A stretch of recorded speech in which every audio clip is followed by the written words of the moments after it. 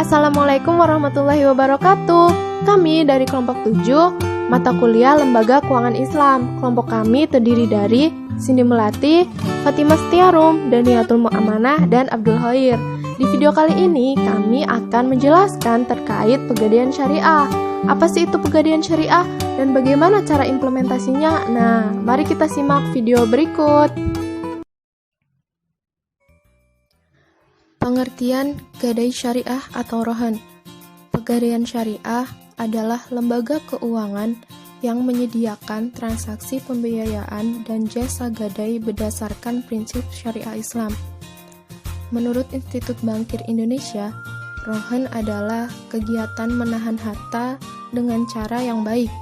Harta yang ditahan tersebut haruslah memiliki nilai ekonomi, supaya pihak yang menahan harta memiliki jaminan dalam hal mengambil kembali semua piutangnya. Yang kedua, ada sejarah pegadaian.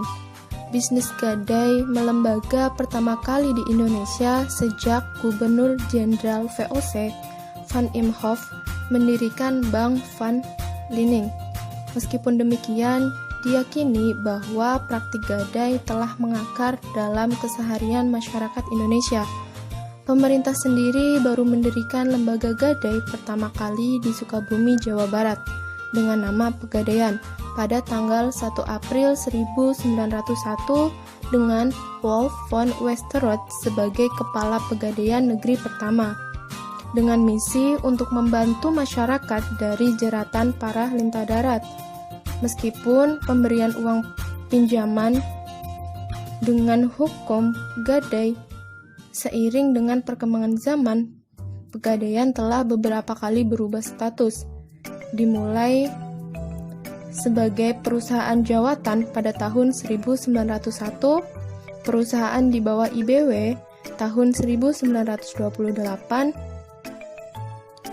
perusahaan negara tahun 1960, dan kembali ke Parjan di tahun 1969.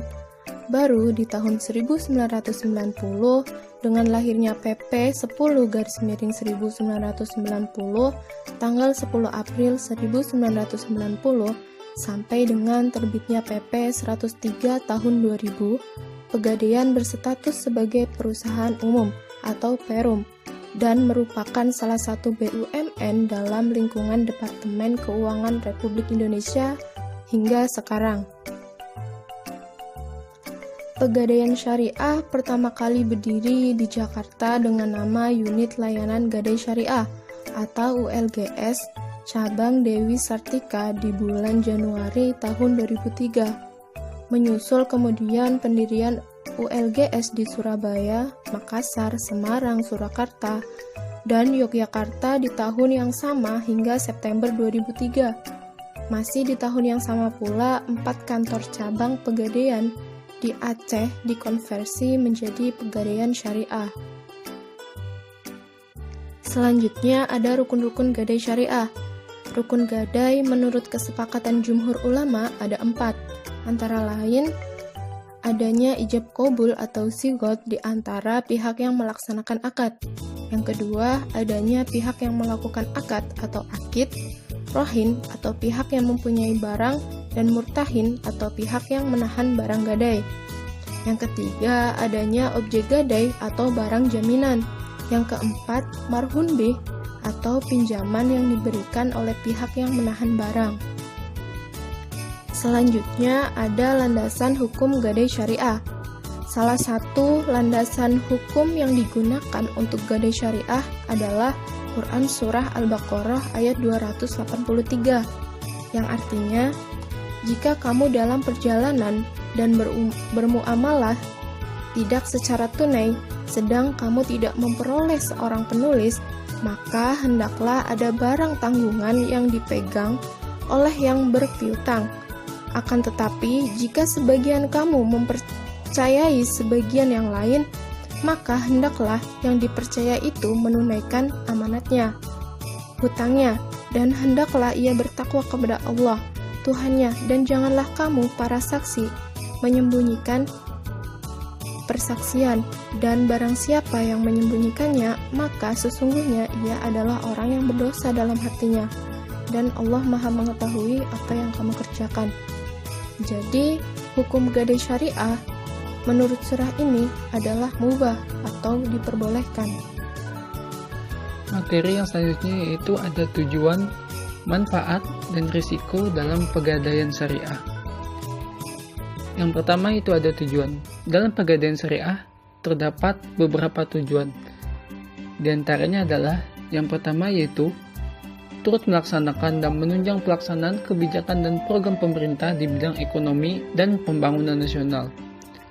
Lalu ada pencegahan praktik ijon, pegadaian gelap, dan pinjaman tidak wajar lainnya.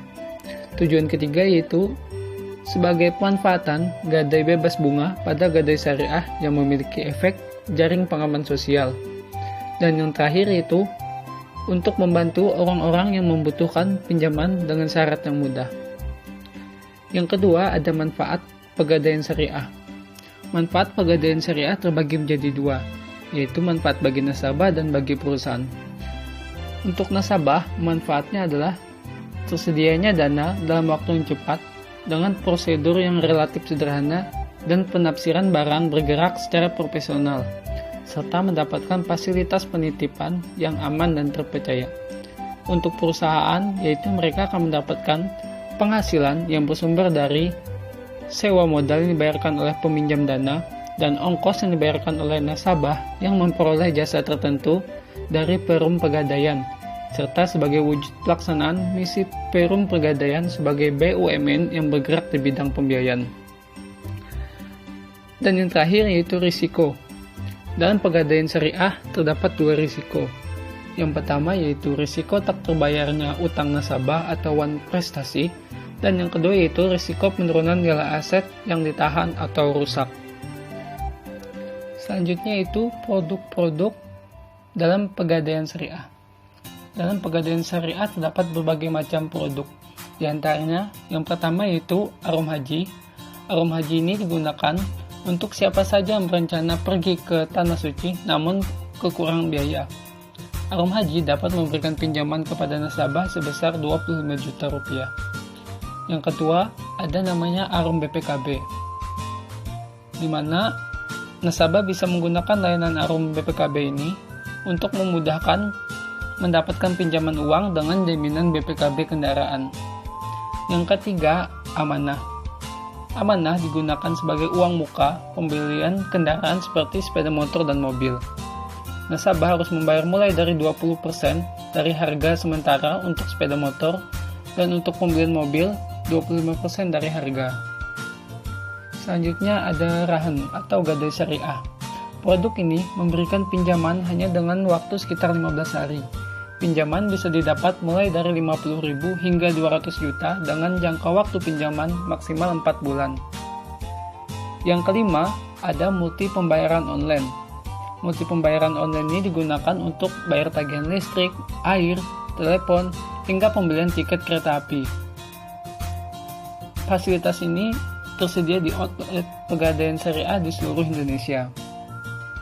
Yang keenam ada konsinyasi emas. Produk ini memberikan layanan jual titip emas batangan. Nasabah bisa membeli emas sekaligus menitipkannya untuk dikonsinyasikan di pegadaian syariah. Yang ketujuh ada tabungan emas, di mana di sini nasabah bisa membeli emas mulai dari harga Rp6.000 yang dapat digunakan untuk berinvestasi. Produk yang terakhir yaitu Mulia. Produk Mulia Pegadaian Syariah melayani penjualan emas batangan kepada masyarakat. Produk ini bisa digunakan sebagai alternatif pilihan investasi buat masa depan.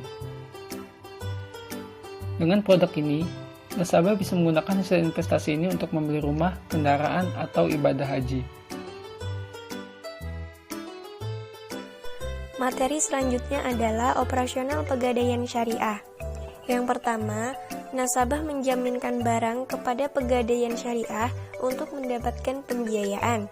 Kemudian, pegadaian menaksir barang jaminan untuk dijadikan dasar dalam memberikan pembiayaan. Untuk jenis barang yang digadaikan dapat berupa perhiasan, alat-alat rumah tangga, dan kendaraan. Yang kedua, pegadaian syariah dan nasabah menyetujui akad gadai. Alternatif mekanisme aktivitas perjanjian gadai dengan menggunakan 3 akad perjanjian. Ketiga akad perjanjian ini tergantung pada tujuan. Ketiga akad tersebut adalah akad al-qadrul hasan, akad mudharabah, dan akad al-bai' muqayyadah. Yang ketiga, pegadaian syariah menerima biaya gadai. Dan yang terakhir, nasabah menebus barang yang digadaikan setelah jatuh tempo. Materi selanjutnya adalah aplikasi pegadaian dalam dunia perbankan. Untuk aplikasi gadai dalam perbankan digunakan dalam 2 hal. Yang pertama, gadai dipakai sebagai produk pelengkap, yaitu sebagai akad tambahan atau jaminan terhadap produk lain seperti dalam pembiayaan bai al-murabahah. Bank dapat menahan barang nasabah sebagai konsekuensi akad tersebut, guna menghindari adanya kelalaian nasabah atau bermain-main dengan fasilitas pembiayaan yang diberikan oleh pihak bank. Yang kedua, merupakan produk tersendiri. Sebagaimana diterapkan di Malaysia, akad rohan dipakai sebagai alternatif dari pegadaian konvensional. Perbedaan mendasar pegadaian syariah yaitu nasabah tidak dikenakan bunga. Yang dipungut dari nasabah adalah biaya penitipan, pemeliharaan, penjagaan, dan penaksiran. Perbedaan utama dari biaya rohan dengan bunga pegadaian adalah terletak pada sifat bunga yang bisa berakumulasi dan berlipat ganda. Sedangkan biaya rohan hanya terjadi sekali dan ditetapkan di awal. Dengan demikian, pihak bank akan mendapatkan manfaat langsung dari biaya-biaya konkret yang harus dibayar oleh nasabah untuk pemeliharaan dan keamanan aset tersebut.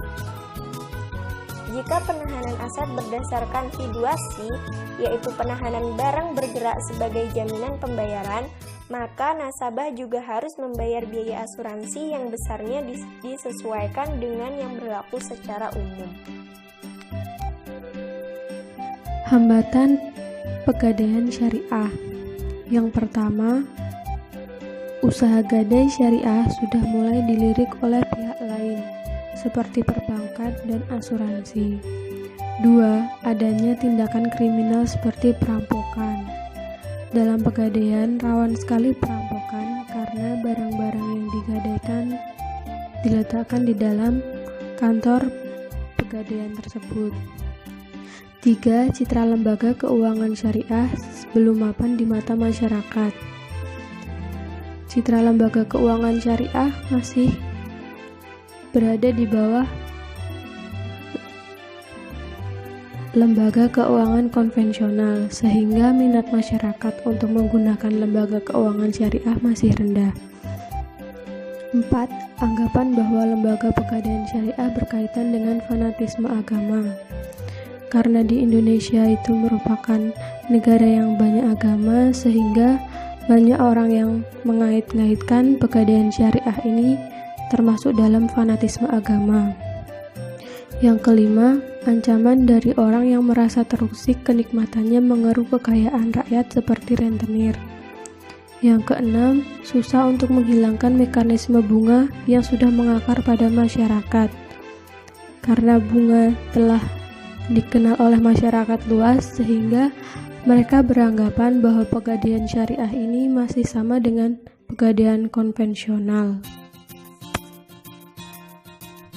Strategi pegadaian syariah. Yang pertama, yaitu mengoptimalkan pelayanan yang ada untuk merangkul nasabah, yaitu dengan cara promosi atau melakukan servis yang baik kepada pelanggan, sehingga banyak pelanggan atau nasabah yang tertarik dengan pelayanannya. Yang kedua, peningkatan sosialisasi pada masyarakat dan memperluas strategi pemasaran. Hal ini harus dilakukan dengan cara meliterasi masyarakat agar paham mengenai pegadaian syariah dan membuat strategi pemasaran untuk menarik nasabah-nasabah tersebut. Yang ketiga, menjaga hubungan baik dengan nasabah yang lama dan baru. Menjaga hubungan baik dengan nasabah memang sangat penting, sehingga hal tersebut harus tetap dijaga dengan baik.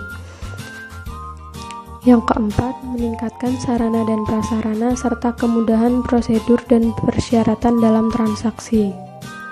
Hal ini perlu dilakukan karena nasabah seringkali menginginkan cara yang praktis.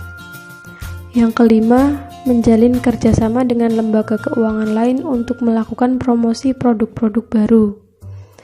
Hal ini merupakan strategi yang perlu dilakukan agar Pegadaian Syariah dapat lebih terkenal lagi. Yang keenam, menempatkan kantor Pegadaian Syariah berada di lokasi yang ramai penduduk atau mencari lokasi yang strategis.